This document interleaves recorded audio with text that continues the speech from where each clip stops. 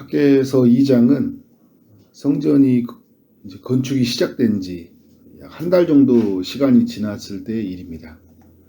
생각하지도 못했던 장애물이 생겨났어요. 성전 공사를 너무 초라하게 본 사람들이 있는 것입니다. 이들은 바로 솔로몬 때 지어진 성전을 본 사람들이에요. 솔로몬 때 지어진 성전은 그야말로 호화롭고 웅장한 건물이었습니다. 모든 것이 금으로 덮여 있었고 백향목과 같은 최고급 재료로 쌓여져 있었으니까 보기만 해도 영광스러움 그 자체였죠. 그런데 다시 지어지는 성전은 초라하기 그지없는 거예요. 그냥 뚝딱뚝딱 만드는 것 같은 거예요. 너무 보잘것없이 보이는 게 이제 문제였어요. 이게 사실 문제가 아니죠. 성전을 지금 지으라 하시는 이가 누구예요? 하나님이시죠. 성전의 주인이 누구인가요? 하나님이셔요. 성전의 주인 되신 하나님은 지금 어떤 생각을 가지고 있어요?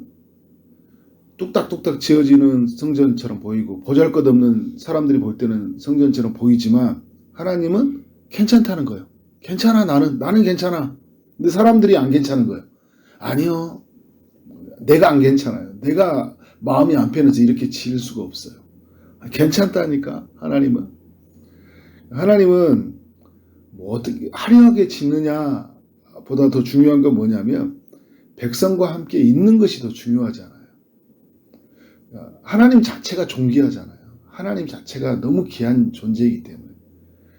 고린도후서에 보면 우리가 보배의 질그릇을 우리의 질그릇에 보배를 가졌다고 하잖아요. 우리는 질그릇이거든요. 질그릇인데 주님이 보배이잖아요. 그래서 우리가 귀한 거거든요. 그러니까 초라하기 그지없는 것이라도 주님이 그 안에 거하니까 그 성전 자체가 귀한 거예요. 근데 웅장하고 화려한데 주님이 그 안에서 역사하지 않으면 그것만큼 볼품없는 게 없는 거예요.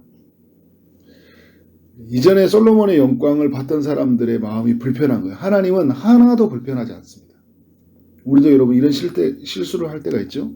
예를 들어서 예배를 드릴 때도 조명, 음악, 순서, 데코레이션 신경 쓸 것들이 많아요. 여러분 성탄절이 다가오면 막 이것저것 꾸미잖아요. 그죠? 막 꾸며요. 우리 막 발표회도 준비하고 여러 행사들을 준비해요. 이렇게 안 하면 안 될 것 같아요. 성탄절에. 그래도 뭔가 꾸며놔야 될까요? 우리 주님이 오신 날인데. 이게 나쁘다는 건 아니에요. 막 이거 없이 하자는 거 이런 게 아니에요. 근데 우리가 뭐냐면 이런 게 안 하면 안 되면 예배가 안 된다 라는 생각을 가질 수 있다니까요. 어떤 거요? 이전 영광을 가진 사람들이. 하나님은 어떤 걸 원하냐면 우리와 함께 하기를 원하고 또 우리의 경배를 받기를 원하시는 거예요. 동방박사가 그 몰약과 가지고 와서 예수님을 경배했듯이 정말 진정한 마음으로 주님을 경배하는 걸 원하시는 거죠. 우리의 말을 듣고 싶어요. 우리의 노래를 듣고 싶어요. 그리고 우리에게 말하고 싶어요. 그래서 주님이 말해준 소리를 우리가 듣고 기뻐하는 것을 보고 싶어 하세요. 이게 주님의 우리에게 원하는 겁니다. 근데 우리가 이걸 놓쳐버릴 수 있어요. 이전 영광에 빠져서. 우리의 삶의 가장 큰 그 장애물 중에 하나가 바로 이전 영광이에요. 이전에 경험했던 우리의 그 신앙생활이 굉장히 방해할 때가 많이 있어요. 세월이 막 시대가 엄청 변화되잖아요. 제가 그 재직 세미나 때도 이야기했는데 우리가 가지고 있는 스피릿을 바뀌면 안 돼요. 가지고 있었던 하나님을 사랑하고 이웃을 사랑하고 정말 하나님을 위해 살고 싶은 그런 스피릿은 우리 이전에 믿음 선배들이 가졌던 걸 계속 이어져야 가야 돼요. 그런데 어떤 형식과 방법을 계속 따라갈 수는 없잖아요. 그죠? 이전의 영광에 계속 사로잡혀서 계속 그렇게 해야 됩니다. 왜 그렇게 하지 않습니까? 그러면 안 됩니다. 막 이렇게 외치면 안 된다는 거예요. 과거의 영광에만 집착하는 것을 여러분 뭐라고 그래요? 왕년병이라고 하잖아요. 우리의 신앙생활에도 왕년병이 있어요. 제 아내가 자꾸 저에게 외치는 말이 있어요. 왕년에 했던 거 그거 집착하지 말고 오늘 이곳에서 지금 새로운 것을 만들고 하라고 막 이야기하거든요. 굉장히 대단한 분입니다. 네. 스티븐 잡스가 그 명성의 이 화려한 명성을 가진 사람이거든요. 그 애플사를 만드신 분이잖아요. 매킨토시 컴퓨터를 통해서 성공한 사람이에요. 이런 그가 해고를 당합니다. 다시 이제 재기를 하게 되는데 그 애플사에 이제 복귀하게 되면서 그가 가장 먼저 했던 건 뭐냐면 과거의 영광의 흔적을 다 없애버렸다. 지금 여기에서 새로운 것. 우리에게도 여러분 이런 도전이 필요하죠. 지금 여기에서 새로운 시대, 코로나 이후 포스트 코로나 시대 때 하나님께서 우리 가운데 어떤 일을 행하실까? 이전의 것들을 다 지우고 지금 이 시대에 우리에 맞는 것들을 만들어 가야 되겠죠. 그러니까 그 성경적인 교회, 예배다운 예배가 뭘까?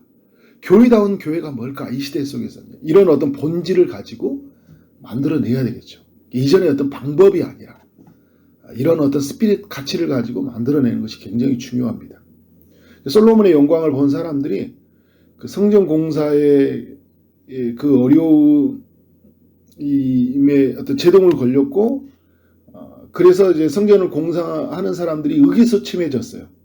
그래서 하나님이 학계를 통해 주는 메시지는 뭐냐면 힘을 내라는 거예요. 4절의 말씀을 보니까 스스로 굳세게 할지어다 라는 그 문장이 3번이나 나오죠. 수룹바벨을 향해서, 총독이죠. 수룹바벨을 향해서 스스로 굳세게 하라 이야기하고 있고, 대제사장이 여호수아에게 뭐라고 합니까? 스스로 굳세게 하라. 그리고 모든 백성에게 말합니다. 스스로 굳세게 하여 일할지어다. 그러니까 스스로 굳세게 하다는 것은 힘을 내라는 거예요. 의기소침하지 말고 누가 무슨 말 한다고 그래서 막 아무것도 하지만 손을 다 놔버린 게 아니라 막 사람들이 뭐라고 하면 우리가 막 그 마음을 놓고 손을 놓을 때가 있잖아요. 나 못해 먹겠어. 저 사람들 계속 저렇게 말하니까 나 못하게. 이러지 말고 어떻게 하는 거예요? 스스로 마음을 굳세게 하라는 거예요. 우리가 해야 될 일과 하나님이 하실 일이 오늘 말씀 속에 있어요. 뭐냐면 우리가 해야 될 것은 스스로 굳세게 하는 거예요. 힘을 내는 거예요. 또 하나는 뭘까요? 5절 하반절에는 두려워하지 않는 거죠. 두려워하지 않고 스스로 힘을 내고 주의 일들을 감당하는 거예요. 네, 여러분, 하나님이 하시는 일이죠. 하나님이 어떤 일을 하실까요? 5절의 말씀을 보니까 이렇게 말하고 있어요. 내가 애굽에 나올 때 내가 너희와 언약한 말과 나의 영이 계속하여 너희 가운데 머물러 있나니 라고 이야기를 하고 있습니다. 무슨 말입니까? 하나님이 우리와 함께 하겠다는 거예요. 나의 언약은 내가 언약한 말, 하나님의 말이 저들 가운데 함께 있고 하나님의 영이 함께 하니까 어떻게 한다는 거예요? 두려워하지 말고 힘을 내라는 거죠. 그래서 4절 하반절에서도 나와 있죠. 4절 하반절에 뭐라 합니까? 내가 너희와 함께 하노라 라고 하고 있어요. 1장 13절에도 이야기하고 있죠. 내가 너희와 함께 하노라. 임마누엘 함께 하겠다. 그러니까 내가 너희와 함께 하는데 무엇이 걱정이냐라는 거예요. 그냥 네가 보잘것없이 지는 것 같지만 그것에 마음에 뺏기지 말아라. 괜찮다. 나는 괜찮다. 난 너희와 함께 하겠다라고 이야기하고 있어요. 여러분, 하나님이 함께 한다는 단어를 여러 가지로 표현하잖아요. 하나님의 말이 함께 한다. 여러분, 우리에도 마찬가지예요. 우리가 우리와 임마누엘 한다 할 때는 하나님 존재적으로 우리와 함께 하죠. 그런데 우리가 뭘 느껴요? 하나님의 말이 계속 우리 안에 거하죠.